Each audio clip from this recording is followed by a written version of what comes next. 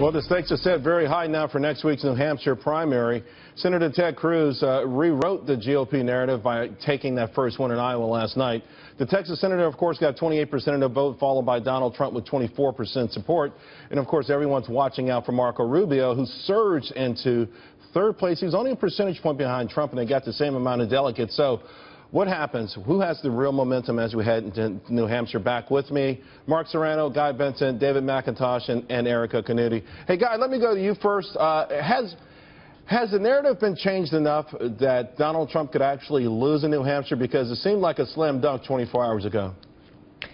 Anything can happen, Charles. I mean, we're still roughly a week out, and we can see how the ground can shift and the polls can be wrong. I will say Trump's average lead in the Iowa polls was roughly 5 points. His average lead in New Hampshire is closer to 20 points. So he's got a much, much bigger cushion there. It would take a real implosion for Trump to lose in a state like New Hampshire.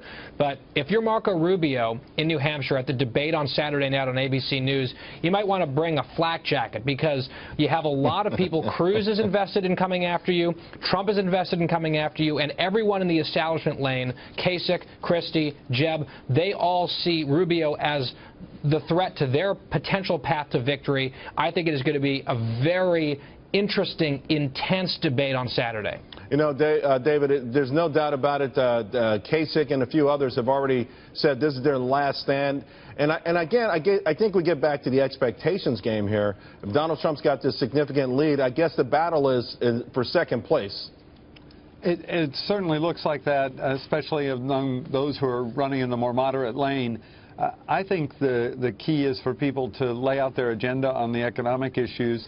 New Hampshire is more moderate socially, but very conservative on taxes and spending. And that gives even Ted Cruz an opportunity to come in and talk about his agenda on the economic side of the House. Trump has more difficulty there. He's got his tax plan, but on other things, he's going to have a tough sell, I think, when people start actually sorting through, okay, what's this guy really about? He didn't win Iowa. I thought he would. And I think they'll take a second look.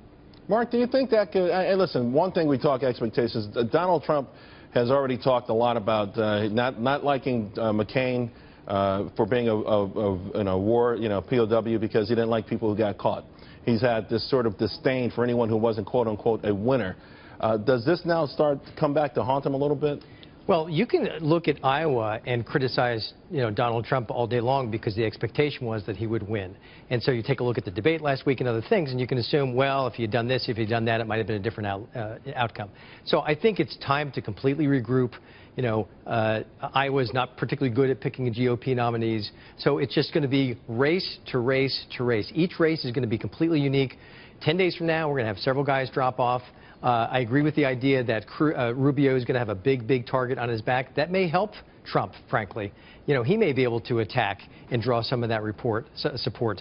But I think you're going to see Trump modify, change. I think we'll see more retail politicking at Trump this week. Right, I think so, too. I think he'll hit the ground running and stay on the ground a lot more. Erikka, on the Democratic side, Bernie Sanders, again, he's got this similar large lead.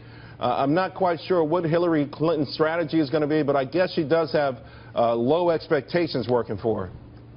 Right. Well, I mean, New Hampshire actually was her resurgence back in 2008. So I think for her, emotionally, to come back to New Hampshire with the expectation of it not being victorious or not feeling so victorious is probably pretty difficult. But this is kind of Bernie's backyard. I mean, he's from Vermont. This is a place that knows him very well, where he spent a lot of time, because it looked like he could chip away at New Hampshire before he could chip away at Iowa, really.